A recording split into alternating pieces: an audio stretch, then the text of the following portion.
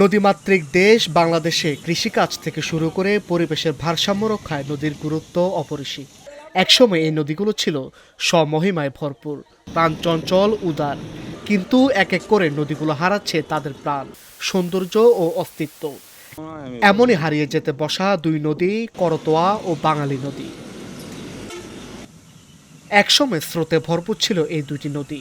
আজ অবৈধ দখল আর ভয়াবহ দূষণে নদীগুলো মৃতপ্রায়। ফলে বগুড়া শেরপুরে নদীকেন্দ্রিক জীবিকা হারিয়ে দিশেহারা হয়ে পড়েছেন জেলে ও কৃষকেরা। আমরা ওই মাছ ধরে খাই, দাদার আমলের থেকে মাছ ধরে খাই। এখন বর্তমান যুগে মাছ নাই, নদীর ভিতরে পানি শুকনা হয়ে গেছে আর নদীর মাছ নাই। বিশাল বড় বাজার আছে, কিন্তু এখন ছোট হয়ে গেছে করতা নদী।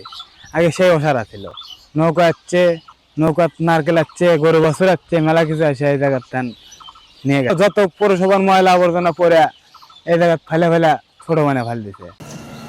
পৌর শহরের লক্ষাধিক মানুষের বর্জ্য, বিভিন্ন কারখানা, রেস্তোরাঁ, ক্লিনিক ও ডায়াগনস্টিক সেন্টারে বর্জ্য সরাসরি নদীতে মিশছে। স্থানীয়দের অভিযোগ, এসআর কেমিক্যাল লিমিটেড এবং মজুমদার প্রোডাক্টস নামে দুটি প্রতিষ্ঠানের বর্জ্য সরাসরি করতোয়া ও বাঙালি নদীতে ফেলা হচ্ছে।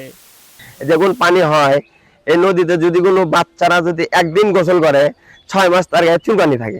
উপরতলা থেকে ইউনো সাহেব মাছ ছাড়লো আর কি, অনেক মাছ ছাড়ছিল আর কি।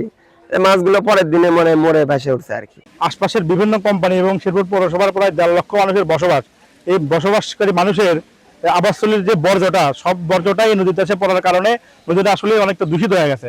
এটা সেই বাঙালি নদী, অনেকদিন আগে বাংলা সরকার থেকে খনন করা হয়েছে, কিন্তু এটাও নদী।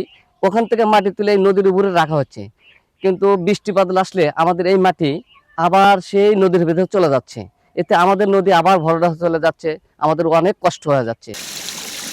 তবে সংশ্লিষ্ট প্রতিষ্ঠানগুলো স্থানীয়দের এসব অভিযোগ অস্বীকার করেছেন।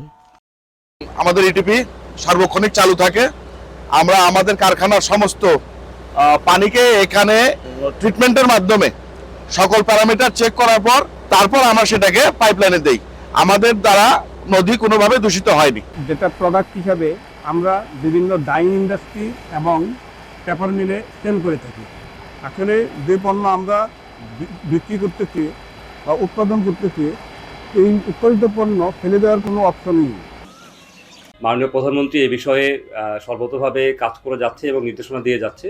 তো সকল ডিপার্টমেন্ট যারা এটা নিয়ে কাজ করে, পানি উন্নয়ন বোর্ড সহ জেলা প্রশাসন বা অন্যান্য ডিপার্টমেন্ট সবাই মিলে যদি একটা সমন্বিত প্রকল্প গ্রহণ করে, এর সাথে পৌরসভা বা যারা এর সাথে রিলেটেড সবাই মিলে এগিয়ে আসলে আমার মনে হয় যে এই নদীকে আবার পুরোনো অবস্থায় ফিরিয়ে আনা সম্ভব হবে।